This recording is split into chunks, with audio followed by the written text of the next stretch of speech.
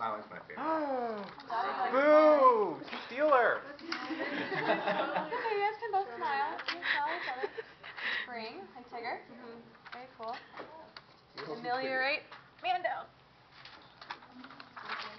You don't have to. It's okay. Smile. Yay. Thank you, Rosie. Thank you, class. Misfits, what grade are we in? You guys are in a regular junior class. You guys can go ahead and take off stuff from your desk. That would be splendid. And I know you did your reading for today. We're going to look at verbs, which are in chapter 28 of the handbook.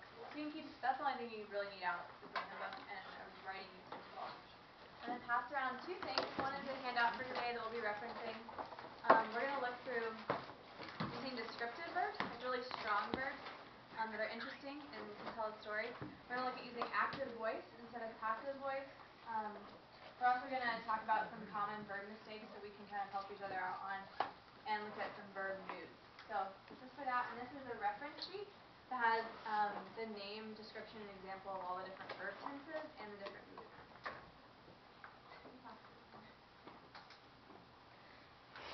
Okay, so first we have video.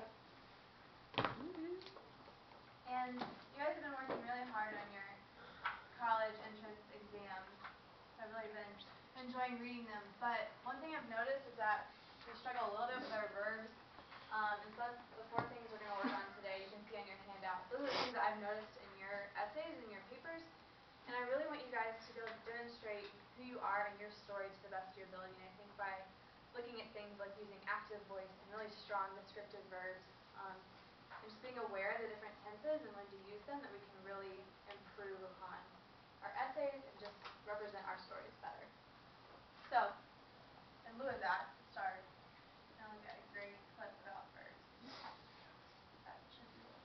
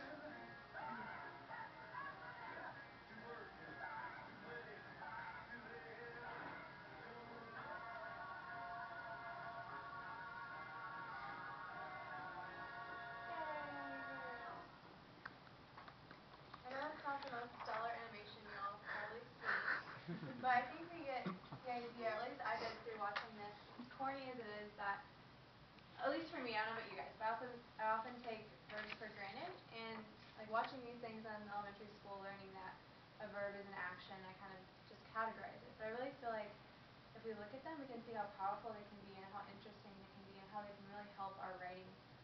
Specifically, in this context, our college admission essays, but I think just writing in general. So in that, if you guys can get the first sheet that you have, which is the handout, we're first going gonna look at some descriptive verbs. And one thing that I found is that often we're saying things like April said to Caroline, or Alyssa said to Nicole, or Brian tells Rosie. And I think that there's a lot of different ways that we can say certain verbs and make it more interesting. So who can give me an example for number 1? We have Janice walk to the store. What's a different verb that could be inserted for walk that makes it more interesting or more descriptive? Example of this? When? When? Okay, so that's the past form. Can you use something that's a little more descriptive? Like, for instance, did Prance? she... That's great. Now, why might she prance to the store? She likes ice cream. She really likes ice cream. I like that. Who can come up with a different descriptive verb for number 1? Janice hobbled to the store. Hobbled. Why might she hobble to the store? Because she just broke her leg. She just broke her leg. Oh no. Now, Goodbye leg brace. goodbye leg brace at the grocery store. Naturally. So, what's the difference when we Janice walked to the store versus hobbled? I mean, they're both verbs. What's the difference? Yes, Brian? You get a better picture of what she's actually doing, and it's more vibrant and lively and engaging. Exactly. So when these college admissions counselors are reading your essays, and you say, well, I went to the store. Well, what about, I just had major surgery, and I hobbled to the store to get this. That brings them in. It brings them into your story, the particular thing that you're trying to express. This makes it more descriptive. So, for number 2, I know you guys can do this. What is a better verb for like? Caroline? What do you think? I was going to say adored, but that's kind of the same thing. Adored? I don't think so. It's stronger. It's a lot stronger. If you adore ice cream, it may be a little bit more unhealthy than just liking ice cream, right?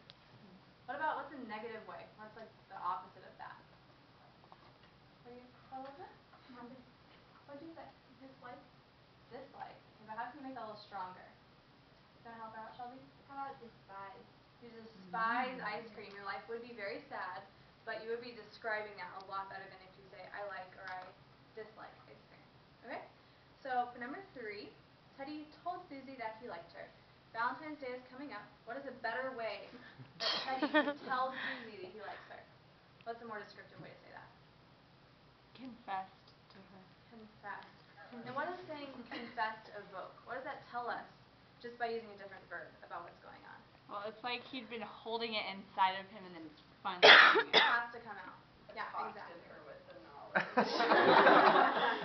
Hopefully Susie likes the fact that he likes her.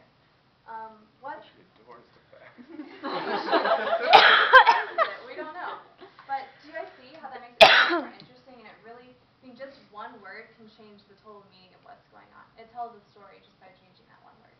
Okay, can someone come up with an example of a kind of, we can call it boring verb, and then fix it for us? Anyone?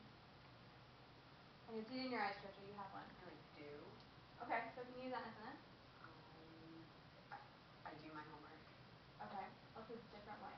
Like, what if you're really tired? How would you do your homework? Trod through my homework.